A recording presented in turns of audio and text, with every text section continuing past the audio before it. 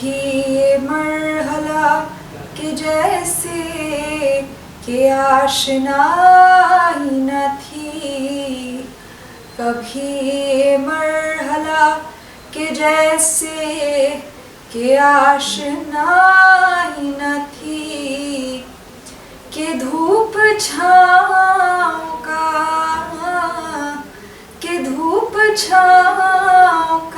आलम रहा, जुदाई न थी वो हम सफ़र था, मगर उससे हम नवाई न थी।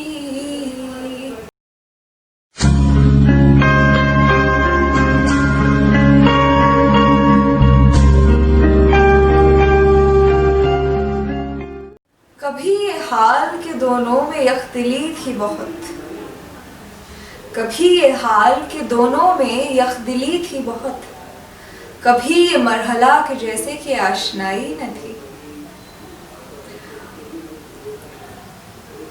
ये हम सब ने ज़रूर सुना हुआ है। कहाँ सुना हुआ है? मुझे लगता है कि ये सवाल करने की मुझे ज़रूरत ही नहीं है, क्योंकि ये सवाल जायज़ ही नहीं है।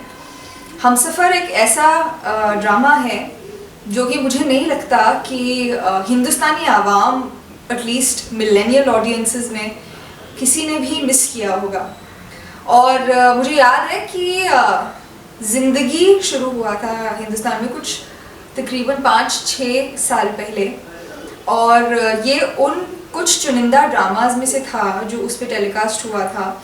और उस वक्त एक ऐसा दौर शुरू हो गया था जब पाकिस्तानी ड्रामों के पीछे लोग एकदम दीवाने से हो गए थे, क्योंकि वो कुछ ऐसी कहानियाँ बताते थे जहाँ पर हम ये सोच सकते थे कि हाँ, अगर हम भी यहाँ खड़े हो सकें तो ऐसा नहीं लगेगा कि हम खुद को पहचान नहीं पाएंगे।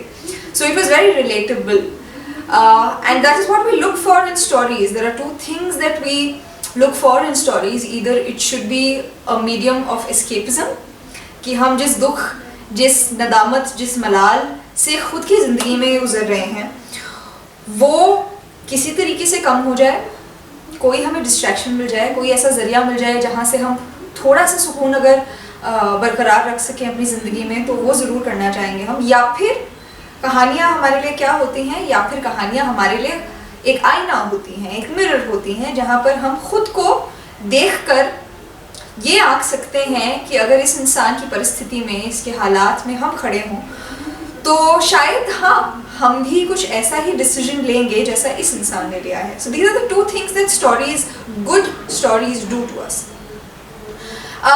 तो उस वक्त मुझे याद है कि हम सब बिल्कुल दीवाने हो गए थे, और क्योंकि एक नई सेंसेशन आ गई थी हमारी ज़िंदगियों में जिसका नाम था सिंगिंग पैरामीटर्स से, जिनका नाम था कुर्रतुल ऐन बलोच।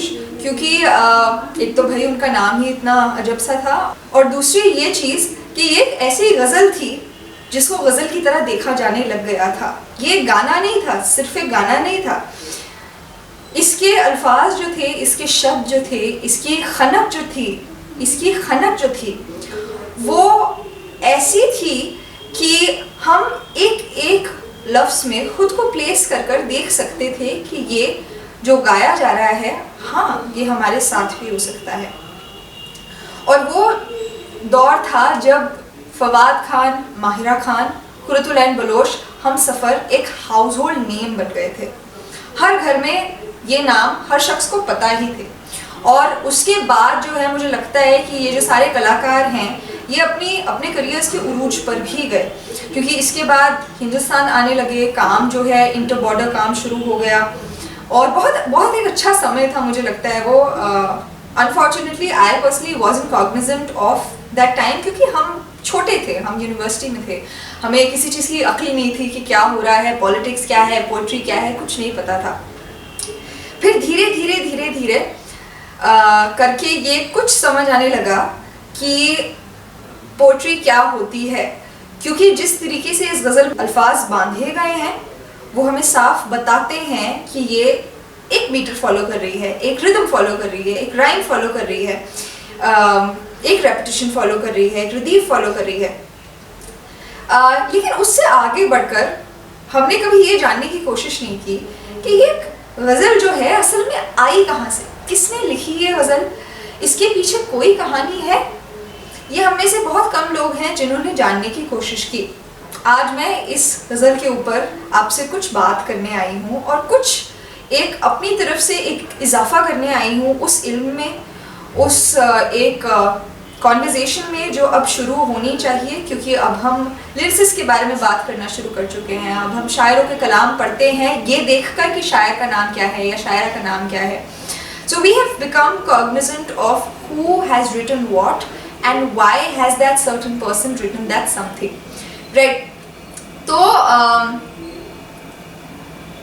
ये एक बहुत दिलचस्प गज़ल इसलिए है क्योंकि जब इसका OST शुरू होता है तो उसका असल में शुरुआत होता है कि काजल दारो कुरकुरा सुरमा सहा ना जाए, जिन नैन में पिए बसे दूजा कौन समाए। उसके बाद जो है वो गज़ल शुरू होती है। यह गज़ल नसीर तुराबी ने लिखी है। नसीर तुराबी एक बहुत मकबूल शायर हैं पाकिस्तान के, और यह गज़ल लिखी गई थी जब ईस्ट पाकिस्तान को पाकिस्तान से अलहदा कर दिया गया था, जब ढाका का जो है फॉल हो गया था, और जो दो पाकिस्तान थे जो हिंदुस्तान से सटे हुए थे उनके बीच में एक तकरार आ गई थी। और ऑफकोर्स उसके पॉलिटिक्स डिस्कस करने अगर हम बैठेंगे तो शायद रात भी गुजर जाएगी, लेकिन इस गज़ल के पॉइंट ऑफ व्यू से अगर हम उसे समझना चाहें तो ये गज़ल असल में सिर्फ हमसफ़र का टाइटल ट्रैक नहीं है, इसकी कहानी बिल्कुल कुछ और है। आज हम डीकंस्ट्रक्ट करेंगे इस गज़ल को जो कि नसीर तुराबी ने लिखी हुई है। आप सबका इस्तकबाल तहरीर के एपिसोड 3 में, and I am really glad if you stuck around until now. जैसे कि मैंने बताया कि ईस्ट पाकिस्तान की जब बंटवारा हो गया था पाकिस्तान से, तब ये लिखी गई थी। उससे पहले मुझे लगता है कि समझना बेहद ज़रूरी होगा कि हम किस बंटवारे की बात कर रहे हैं, क्योंकि हम आज जब बंटवारा सुनते हैं, तकसीम सुनते हैं, पार्टीशन सुनते हैं, विभाजन सुनते हैं, तो हमें क्या याद आता है? हमें याद आता है कि इंडिया और पाकिस्तान का जब बंटवारा हुआ था तो बंटवारा शब्द जो है हमें उस तरफ खींच कर लेकर जाता है। लेकिन ये समझना भी बहुत ज़रूरी है कि उस बंटवारे के वक्त जो है सिर्फ हिंदुस्तान और पाकिस्तान का बंटवारा नहीं हुआ था, उसके बाद और उसके बावजूद भी बहुत सारे अलग अलग बंटवारे हुए थे। Now why do I say that?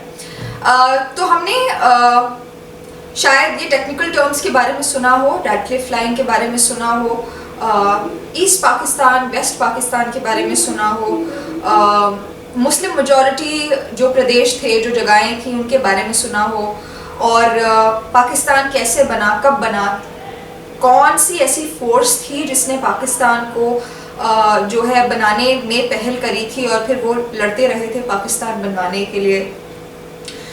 ये सब चीज़ें अगर हम पॉलिटिक्स को थोड़ा सा कम टच करें, वैसे तो रह नहीं सकते पॉलिटिक्स को टच किए बिना, क्योंकि ये सारा फियास्को जो था, ये जो बहुत ही मुझे लगता है कि सबसे बड़ा human migration in the history of human kind, सबसे बड़ा हादसा इंसानी नस्ल की हिस्ट्री में, के इतिहास में, वो था हिंदुस्तान का बंटवारा। और हम सबके परिवार जो है उस बंटवारे से किसी भी तरीके से अछूते नहीं रहे हैं, क्योंकि हम सबके परिवार उससे किसी न किसी तरीके से अफेक्टेड थे। हमारे एंसेस्टर्स, हमारे बड़े बुजुर्ग जो थे। हिंदुस्तान का जब बंटवारा हुआ था उस वक्त वाइसरॉय ऑफ इंडिया जो थे लॉर्ड माउंटबैटन, पाकिस्तान बनाने की इकलौती फोर्स जो थे वो थे जिन्ना साहब, और हिंदुस्तान बनाने की जो फोर्सेस थे वो थे महात्मा गांधी, पंडित जवाहरलाल नेहरू और सरदार वल्लभ भाई पटेल, अब्दुल गफ्फार खान। ये सब लोग जो थे ये हिंदुस्तान की साइड पर थे। जिन्ना साहब कहते थे कि हम मुसलमानों को एक अलग जो है मुल्क चाहिए, एक देश चाहिए, और क्योंकि उस वक्त मुस्लिम पॉपुलेशन जो थी हिंदुस्तान की वो कुछ चुनिंदा हिस्सों में बटी हुई थी, तो जब आप सेंट्रल इंडिया देखेंगे तो उसमें तकरीबन बहुत ज़्यादा तकसीम के वक्त की पॉपुलेशन जो थी, वहाँ की आवाम जो थी वो हिंदूज़ की थी। और जब हम पंजाब के एरिया की बात करते हैं और जब हम बंगाल के एरिया की बात करते हैं तो वहाँ पर क्या हुआ कि वहाँ पर मुस्लिम पॉपुलेशन जो थी वो ज़्यादा थी। इसलिए जब बंटवारा हुआ तो ये बहुत अजीब तरीके का बंटवारा था, क्योंकि जहाँ जहाँ मुसलमान की पॉपुलेशन जो थी, वो आवाम जो थी वो ज़्यादा थी, वो हिस्सा पाकिस्तान बन जाना था। अब आप देखिए कि हिंदुस्तान का मैप देखिए, और यहाँ पर जो थे इस साइड पंजाब का एरिया था, तो इस साइड जो है तकसीम होनी, अगर हो जाए यहाँ से तकसीम तो चले वो हिस्सा तो चला गया, लेकिन यहाँ पर था बंगाल, और बंगाल जो था वो मुस्लिम पॉपुलेटेड एरिया भी था। तो आप देखिए कि यहाँ पर एक पाकिस्तान बन चुका है और यहाँ पर भी एक कटा हुआ हिस्सा पाकिस्तान का होगा। तो आप देखिए कि जब टेक्निकली ऑन ग्राउंड उस मुल्क की एडमिनिस्ट्रेशन आएगी, उस मुल्क की मिलिट्री आएगी, उसकी सर्विसेज आएंगी, तो आप देखिए कि एक मुल्क जो है वो एक बीच के मुल्क के दो हिस्सों पे कैसे सटा हुआ हो सकता है। It is humanly impossible to actually administer two countries which are completely different from each other, spatially भी, जोग्राफिकली भी, ज़मीनी तौर पर भी। तो इसलिए जिन्ना साहब को कहा गया कि ये बहुत मुश्किल होगा कि आप दो मुल्कों को एक साथ संभाल पाए, और वो भी दो ऐसे मुल्क जो कि बिल्कुल अलहदा हैं एक दूसरे से। तो उस वक्त जोशो खरोश ऐसा था आवाम में और उस वक्त के नेताओं में, रिप्रेजेंटेटिव्स में, कि बंटवारा हो गया और इस तरफ बना वेस्ट पाकिस्तान, इस तरफ बना ईस्ट पाकिस्तान। तो 16 दिसंबर 1971 में 16th of December 1971 एक ऐसा दिन था जब ईस्ट पाकिस्तान, क्योंकि वहाँ पर बहुत मुखालफत थी, वहाँ पर लोग जो थे वो बिल्कुल भी खुश नहीं थे एडमिनिस्ट्रेशन से, तो इसलिए ईस्ट पाकिस्तान जो है वो आज़ाद हो गया पाकिस्तान से। और क्योंकि वो आज़ाद हो गया, कहा तो ये जा सकता है कि वो आज़ाद हुआ, लेकिन क्योंकि पाकिस्तान अपने आप में एक मुल्क था और इतने साल तकसीम के बाद जब लोग अपने मुल्क में रहते हैं तो जाहिर सी बात है कि वहाँ का रहन सहन, वहाँ की वेशभूषा, वहाँ की आबो हवा से एकदम मुतासिर हो जाते हैं, वहाँ पर ढल जाते हैं, हैबिचुअल हो जाते हैं वो उस जगह से। तो वेस्ट पाकिस्तान के नज़रिए से अगर देखा जाए तो फर्दर उनका एक हिस्सा, उनके जिस्म का एक हिस्सा उनसे काट दिया गया, और अलग अलग रीजंस थे उसके लिए। लेकिन क्योंकि आपके जब जिस्म से एक हिस्सा काटा जाएगा तो जाहिर सी बात है कि खून तो बहेगा ही, लेकिन खून बहने से भी ज़्यादा आपको दर्द बहुत होगा। और नसीर तुराबी जो थे वो अपने मुल्क से इस कदर मोहब्बत करते थे, इस कदर इश्क फरमाते थे कि जब उन्हें खबर मिली कि ईस्ट पाकिस्तान जो है अब अलहदा हो चुका है और फॉलो ढाका हो चुका है, तो उनके बदन में बहुत बड़ा दर्द छिड़ा।